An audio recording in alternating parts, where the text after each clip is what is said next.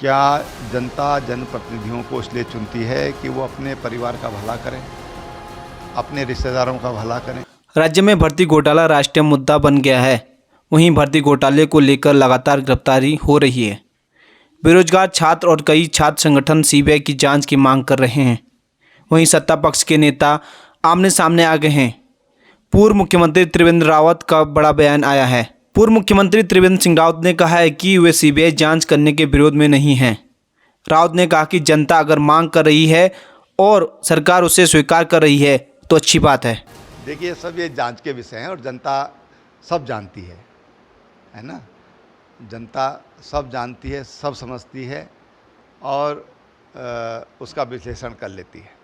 केजरीवाल जी ने जिस तरह से स्वीकार किया इन सारी चीज़ों को कि मैंने अपने रिश्तेदारों को भर्ती किया। नहीं, बहुत ये तो ठीक है कि उन्होंने स्वीकार किया, लेकिन संवैधानिक पदों पर बैठे हुए व्यक्ति को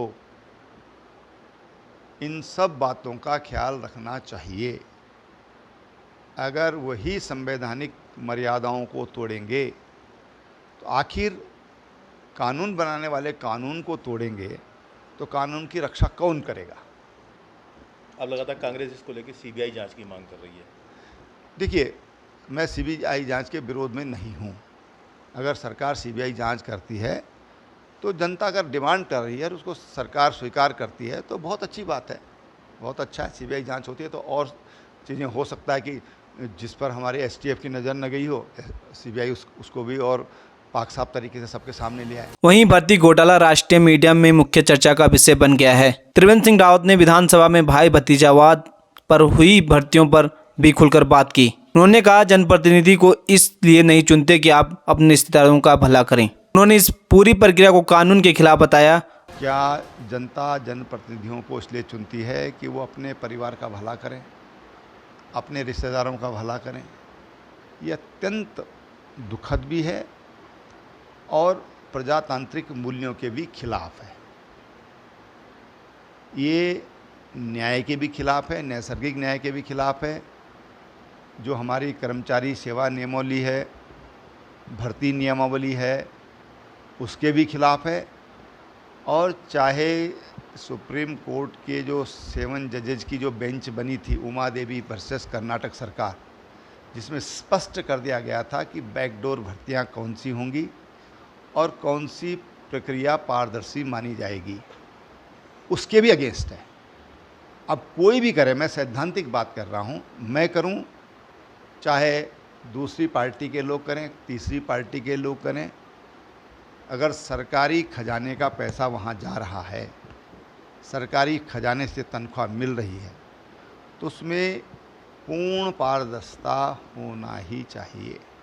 वहीं वित्त मंत्री प्रेमचंद अग्रवाल द्वारा ये कहा जा रहा है कि उन्होंने जो भर्तियां की है वो नियमों के अनुसार है। इस पर त्रिवेंद्र रावत ने कहा कि जो भर्ती मानकों के अनुरूप हुई है उनके खिलाफ मुख्यमंत्री जल्द कार्रवाई करेंगे।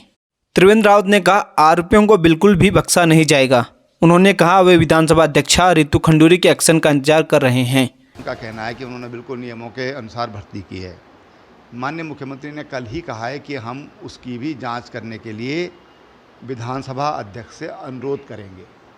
तो मैं समझता हूं कि मुख्यमंत्री जी ने जो बयान दिया है और उन्होंने कहा कि हम किसी को भी बख्शेंगे नहीं, किसी को भी छोड़ेंगे नहीं, कोई भाई भतीजावाद नहीं चलेगा, तो अब रितु खंडूरी जी को अनुरोध करेंगे वो, तो हमको रितु खंडूरी जी के एक्शन की प्रतीक्षा करनी चाहिए। कांग्रेस सरकार के समय विधानसभा अध्यक्ष रहे गोविंद सिंह गुंजवाल ने यह स्वीकार किया कि उन्होंने अपने परिजनों को विधानसभा में नौकरी दी थी। इस पर त्रिवेंद्र रावत ने निशाना साधा और कानून के रक्षक को कानून की रक्षा करने की हिदायत दी। ये तो ठीक है कि उन्होंने स्वीकार किया, लेकिन संवैधानिक पदों पर बैठे हुए व्यक्ति को इन सब बातों का ख्याल रखना चाहिए।